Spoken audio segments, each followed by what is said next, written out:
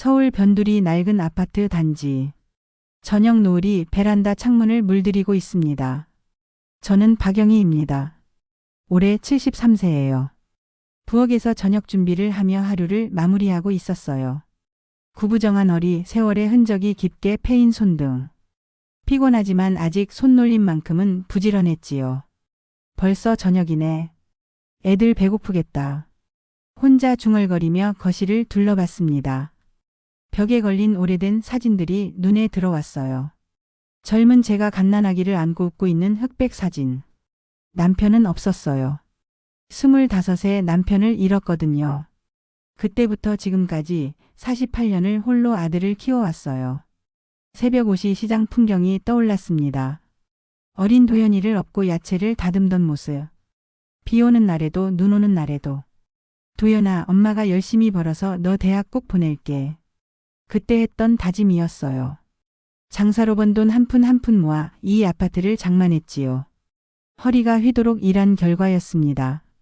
거실에서 아들 도연이와 며느리 지은이가 소파에 앉아 진지하게 대화하고 있었어요. 엄마 잠깐 앉으세요. 왜? 무슨 일이야? 어머니, 저희가 얘기할 게 있어요. 조심스럽게 맞은편 의자에 앉았습니다.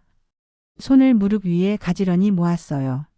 엄마, 이 집 명의를 저희한테 넘겨주시면 어떨까요? 뭐? 어머니, 요즘 증여세가 많이 줄어들었다고 하더라고요. 미리 해두시면 나중에 상속세도 안 나오고. 그리고 엄마, 저희가 평생 모실게요. 진짜로요. 그렇지만 이 집은 내가 평생 모은. 어머니, 저희를 믿어주세요. 어머니 혼자 계시면 불안하잖아요. 저희가 있으면 든든하시죠? 엄마, 어차피 나중에는 제가 물려받을 집이잖아요. 미리 해두시면 세금도 아끼고 엄마도 마음 편하시고. 복잡한 감정이 밀려왔어요. 기대와 불안이 뒤섞여 있었지요. 정말 평생 모셔줄 거야. 당연하죠. 어머니가 저희 친어머니나 다름없는데 당연히 모셔야죠. 엄마, 제가 언제 거짓말한 적 있어요? 믿어주세요. 며칠 후 동사무소에 갔습니다. 떨리는 손으로 도장을 꺼냈어요. 공무원 여기 도장 찍어주시면 됩니다. 손이 잠시 멈췄습니다. 내 자식들이니까. 믿는다. 도장을 꾹 눌렀습니다. 도연이와 지은이의 얼굴에 안도의 미소가 번졌어요. 어머니 고생 많으셨어요. 이제 편히 쉬세요. 엄마 후회 안 하실 거예요. 집으로 돌아오는 길에 아파트를 올려다봤습니다. 이제 정말 내가 편해지는 건가? 그런데 이상했어요. 마음 한편에 묘한 불안감이 스며들었거든요. 현관문을 열고 들어섰습니다. 도연이와 지은이가 거실에서 뭔가 의논하고 있다가 말을 멈췄어요. 어머니 오셨어요. 응. 그때는 몰랐어요. 집과 함께 제 자리도 넘겨줬다는 걸. 그게 제 인생에서 가장 큰 실수가 될 거라는 걸 말이에요. 집 명예 이전 한 달 후.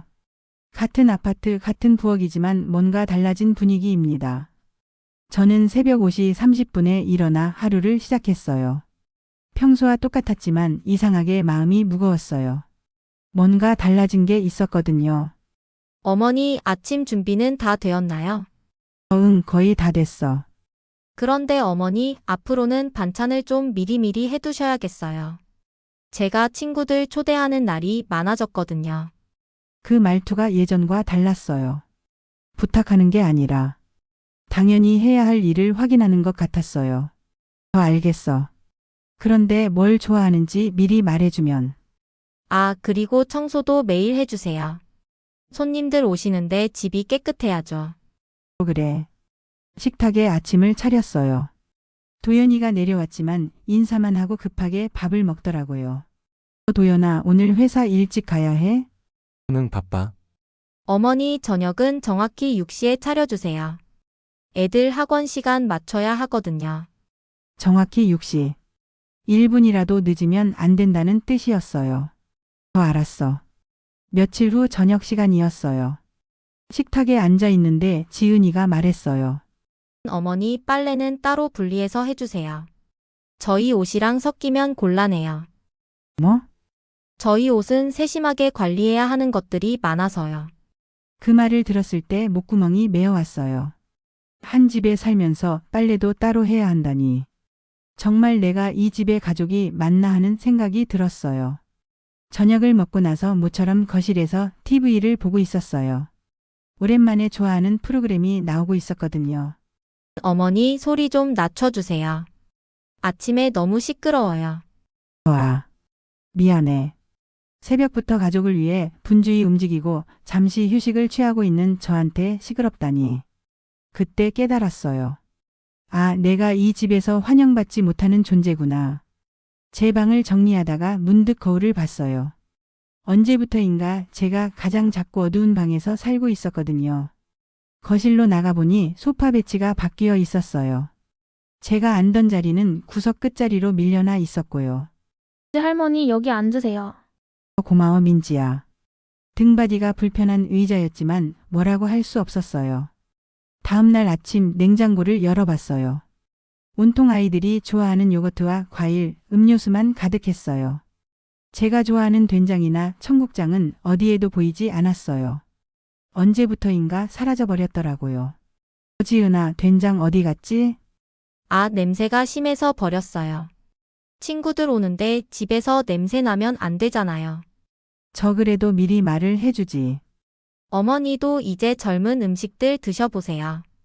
건강에도 좋을 거예요. 건강에 좋다고 하지만 제가 70년 넘게 먹어온 입맛을 하루아침에 바꿀 수는 없었어요. 저녁 시간 도연이에게 조심스럽게 말했어요. 도연아, 엄마가 좀 이야기할 게 있는데 응, 뭐? 집안 분위기가 좀 예전과 달라진 것 같아서. 엄마, 지은이도 적응하려고 노력하고 있어요. 좀 이해해주세요. 그게 아니라 어머니 혹시 저 때문에 불편하세요? 제가 뭔가 잘못했나요? 아니야, 그런 게 아니고. 엄마, 괜한 오해 만들지 마세요. 우리 가족 모두 화목하게 지내야죠. 결국 제 말은 끝까지 하지 못했어요. 도연이는 늘 지은이 편만 들었거든요. 그날 밤 작은 방에 혼자 누워 있었어요. 이제는 정말 내 집이 아니구나. 집 명의는 넘겨줬지만 제 마음까지 이렇게 무거워질 줄은 몰랐어요. 약속했던 것들이 하나씩 다른 모습으로 바뀌어가고 있었어요. 창밖을 보며 생각했어요. 48년 동안 이 아들을 위해 살아왔는데 지금 저는 이 집에서 어떤 존재일까요? 냉장고에서 제가 좋아하는 음식들이 사라진 것처럼 제 자리도 조금씩 사라져가고 있는 것 같았어요. 어느 날 저녁, 어머니 설거지 좀 부탁드려요. 저는 민지 씻겨야 해서요. 알겠어. 식탁을 정리하며 밥을 퍼고 있었어요. 따뜻한 밥은 모두 가족들 그릇에 담고 제게는 늘 마지막에 남은 밥이 돌아왔어요. 이미 식어버린 밥이었죠.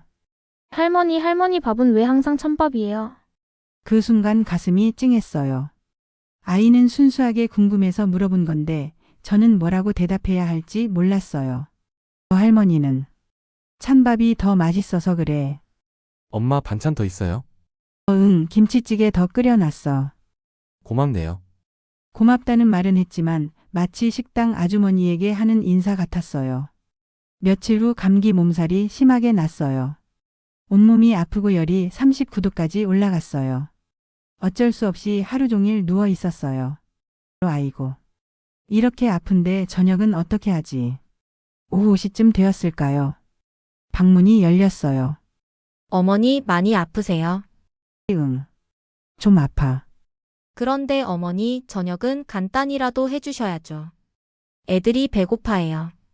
그 순간 정말 충격이었어요. 제가 39도 열에 시달리며 숨도 제대로 쉬지 못하고 있는데 걱정하는 건 제 건강이 아니라 저녁 준비였어요. 지은아, 이렇게 아픈데. 간단한 거라도요. 라면이라도 끓여주시면 되니까. 제가 요리를 못해서. 알겠어. 비틀거리며 일어나 부엌으로 갔어요. 손에 힘도 없어서 라면 봉지를 뜯는 것도 힘들었어요. 할머니 괜찮아요. 괜찮아, 민지야. 엄마, 왜 이렇게 안 좋아 보여요? 감기 걸려서. 그럼 병원 가보세요. 오늘 저녁은 지은이가. 여보, 저는 아직 요리를 잘 못해서. 어머니가 간단히라도. 그래요, 엄마. 간단히 해주세요. 그 순간 깨달았어요. 아, 내가 이 집에서 정말 사람 취급을 받고 있는 건가? 그날 밤 열이 더 심해졌어요. 혼자 방에 누워서 생각했어요. 가정부라면 적어도 월급이라도 받아요. 퇴근 시간도 있고 휴일도 있고 아프면 쉴 수도 있고요. 그런데 저는 뭐죠?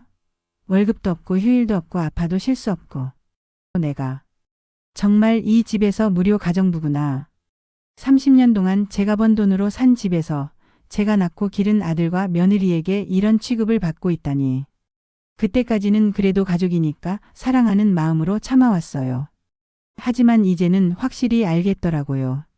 저는 이 집에서 돌봄의 대상이 아니라 그냥 노동력을 제공하는 존재일 뿐이었어요.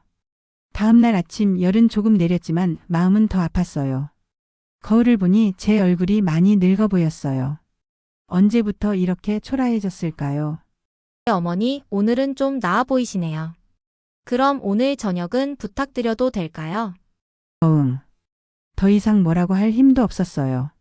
찬밥을 먹으며 생각했어요. 민지가 물어본 그 질문이 계속 맴돌았어요. 할머니 밥은 왜 항상 찬밥이에요? 정말요? 왜 항상 찬밥일까요? 이 집에서 제 자리는 언제나 마지막인 걸까요? 아직 더 견딜 수 있을 것 같았지만 마음 한편에는 작은 의문이 자라고 있었어요. 과연 이게 가족의 모습일까요? 진명의 이전 6개월 후 허리 통증이 점점 심해졌어요. 30년 동안 가사 일을 하며 무리했던 허리가 이제 한계에 다다른 것 같았어요. 매일 새벽부터 밤까지 쪼그리고 앉아서 걸레질하고 무거운 것들을 들고 다니다 보니 완전히 망가져 버렸어요. 어머니 허리가 많이 안 좋으시네요. 수술을 받으셔야겠어요. 수술이요? 네, 더 늦으면 걷기도 힘들어질 수 있어요. 빨리 수술 받으시는 게 좋겠습니다. 집에 돌아와서 도연이에게 말했어요. 도연아, 엄마가 수술 받아야 한대. 수술이요? 얼마나 오래 걸려요? 일주일 정도래. 그때 도연이가 한 말이 지금도 귀에 생생해요. 그럼 그 사이에 집안일은 어떻게 하죠? 망치로 머리를 얻어맞은 것 같았어요. 제가 수술 받는다는데 제일 먼저 걱정하는 게 집안일이라니. 제 건강, 제 안전, 제 생명은 뒷전이었어요. 도연아, 어머니 수술 날짜는 언제로 잡으셨어요? 다음 주 화요일. 그럼 한 달 정도는 무리하시면 안 되겠네요. 파출부라도 불러야 하나요? 돈도 많이 들 텐데. 엄마가 수술하는데 파출부 비용이 그렇게 아까운 돈이었나요? 수술 당일 아침이었어요. 저는 혼자 병원에 갔어요. 할머니, 보호자분은 안 오셨나요? 바빠서. 혼자 왔어요. 수술 후에 깨어나시면 곁에 꼭 누군가 있어야 하는데. 괜찮아요. 혼자서도 잘할 수 있어요. 그렇게 말하면서도 목이 메어왔어요. 74년을 살면서 가장 무서웠던 순간을 혼자 견뎌야 한다는 게 수술복으로 갈아입고 수술실 앞에서 기다리고 있었어요. 옆에서 다른 할머니를 보니까 아들, 며느리, 손자, 손녀까지 돌아가면서 지켜주고 있더라고요. 어머니 걱정하지 마세요. 저희가 다 여기 있어요. 고마워. 너희들이 있으니까 든든하다. 저는 혼자였어요. 아무도 없었어요. 마취에서 깨어났을 때도 텅 빈 병실에 혼자였어요. 물 한 모금 달라고 할 사람도 손 한 번 잡아줄 사람도 없었어요. 하얀 천장만 바라보며 생각했어요. 내가 정말 이 세상에 혼자구나. 눈물이 뚝뚝 떨어졌어요. 옆 침대 할머니는 어떠셨는지 아세요? 수술 끝나자마자 온 가족이 달려와서 걱정해 주더라고요. 어머니 괜찮으세요? 많이 아프시죠? 물 드릴까요? 아이고 와줘서 고마워. 그 모습을 보며 더 외로워졌어요. 같은 할머니인데 이렇게 다를 수가 있나 싶어서요. 할머니, 가족분들은 언제 오시나요? 수술 후에는 가족 돌봄이 정말 중요한데. 가족 돌봄이라. 그런 게 있긴 한 건가요? 퇴원하는 날도 마찬가지였어요. 허리가 아파서 제대로 걷기도 힘든 몸으로 택시를 타고 혼자 집에 왔어요. 현관문을 열고 들어서니 지은이가 나왔어요. 어머니 수술 잘 되셨어요? 응. 저희가 너무 바빠서 병문안도 못 갔어요. 죄송해요. 그리고 바로 이어서 한 말이 충격이었어요.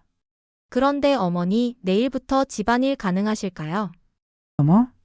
의사 선생님이 뭐라고 하셨어요? 언제부터 다시 활동 가능하다고 하셨나요? 그 순간 가슴이 무너져 내리는 걸 느꼈어요. 허리 수술하고 온 지 하루도 안 됐는데 걱정하는 건 집안일이었어요. 엄마 어떠세요? 많이 아프세요? 도연아, 의사가 한 달은 무리하지 말라고 했어. 그럼 한 달 동안 저희가 어떻게 해요? 어머니, 그래도 간단한 것들은 하실 수 있으시죠? 밥이라도. 지은아. 수술했는데 아, 물론 무리하라는 건 아니에요. 그냥 애들 먹을 것만이라도. 그날 밤 침대에 누워서 생각했어요. 아, 내가 정말 이 집에서 무료 가정부였구나 하는 걸 뼈저리게 깨달았어요. 가정부라면 적어도 월급이라도 받죠. 그리고 아프면 쉴 수도 있고요. 그런데 저는 뭐예요? 월급도 없고 쉴 권리도 없고 아파도 일해야 하고. 48년 동안 이 아들을 위해 살아왔는데 집 명의를 넘겨줄 때 했던 약속들이 떠올랐어요. 엄마, 저희가 평생 모실게요. 어머니를 친어머니처럼 모시겠습니다. 다 거짓말이었어요. 저를 모시는 게 아니라 저를 부려먹으려고 했던 거였어요. 다음 날부터 결국 아픈 몸을 이끌고 간단한 집안일을 해야 했어요. 허리가 아파서 몸을 제대로 굽힐 수도 없는데 말이에요. 어머니 고생 많으셨어요. 빨리 나으셔야겠어요. 고생했다고 말은 하지만 정작 쉬게 해주지는 않았어요. 그때 확실히 깨달았어요. 제가 이 집에서 정말 사람 취급을 받고 있는 건지, 가족이라고 믿었던 사람들에게 이런 대우를 받고 있다니. 74년을 살면서 가장 슬픈 순간이었어요. 수술 후 회복 기간에 혼자 있으면서 많은 생각을 했어요. 과연 이게 가족의 모습일까요? 약속은 이미 무너져 내렸어요. 이제 저는 어떻게 해야 할까요? 수술 후 한 달이 지났어요. 허리는 조금 나아졌지만 마음의 상처는 더 깊어졌어요. 엄마, 이번 주말에 제주도 여행 가려고 해요. 그래? 좋겠다. 그런데 엄마, 이번에는 우리끼리만 가려고 해요. 그 말이 가슴에 비수처럼 꽂혔어요. 우리끼리? 네, 어머니. 가족 여행이라서요. 어머니는 집에서 편히 쉬세요. 가족여행에서 저는 가족이 아니었나 봐요. 저 조용히 그래. 알겠어. 그날 밤 거실에서 우연히 들은 대화가 있었어요. 여보, 요양원 알아보는 게 어때요? 어머니 연세도 있으시고. 언제까지 이렇게 살 수는 없잖아요. 우리 생활도 생각해야죠. 그 순간 모든 게 확실해졌어요. 저는 이 집에서 더 이상 환영받지 못하는 존재였어요. 다음 날부터 조용히 움직였어요. 법무사 사무실을 찾아갔어요. 어머니, 조건부 증여였다면 충분히 파기 사유가 됩니다. 정말요? 네. 부양 조건을 위반했다면 증여 계약을 무효로 할 수 있어요. 서류를 정리하고 증거들도 모았어요. 병원 기록, 혼자 수술받은 날들, 아무도 돌봐주지 않았던 기록들. 친구 정순이에게도 연락했어요. 영희야, 정말 그렇게 할 거야? 응. 이제 더는 참을 수 없어. 울진에 집 하나 알아볼까? 고마워, 정순아. 도연이 가족이 제주도에서 돌아온 날이었어요. 집안 분위기가 평소와 달랐어요. 제가 거실에 서류철을 놓고 조용히 기다리고 있었거든요. 어머니, 저희 왔어요. 응, 왔구나. 이게 뭔지 알아? 뭐예요? 조건부 증여 계약서야. 너희가 나를 모시기로 한 조건으로 집을 넘긴 거지. 어머니, 갑자기 왜 이런 얘기를? 그런데 그 약속을 지켰니? 내가 수술할 때 누가 병원에 왔니? 수술하고 돌아온 날 첫 마디가 뭐였니? 어머니, 집안일 언제부터 가능하냐고 물어봤지. 그게 모시는 거야? 엄마, 저희가 부족했어요. 앞으로는 더 앞으로는 없어. 이 증여는 파기야. 뭐라고요? 조건을 위반했으니까 원래대로 돌아가는 거야. 이 집은 다시 내 집이야. 어머니, 이기적이세요. 이기적이라도 좋아. 엄마, 그럼 저희는 어떻게 하라고요? 너희가 젊으니까 알아서 하겠지. 나도 73살에 새로 시작하는데 어머니가 저희한테 얹혀 사시면서. 얹혀 산 게 내가 아니야.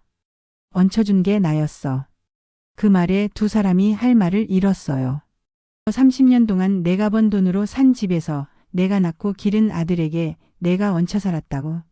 엄마, 도연아, 전기세 한 번이라도 낸 적 있니? 관리비는?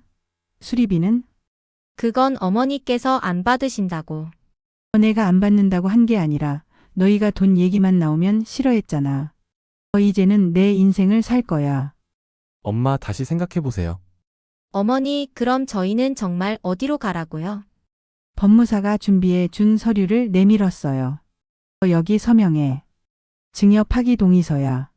엄마 정말 이러실 거예요. 응. 이미 울진에 집도 구해놨어. 어머니, 저희가 그렇게 못했나요? 지은아, 진짜 궁금해? 네. 내가 39도 열이 날 때도 저녁 준비하라고 했지. 수술하고 온 날도 집안일 언제부터 가능하냐고 물어봤지. 그건.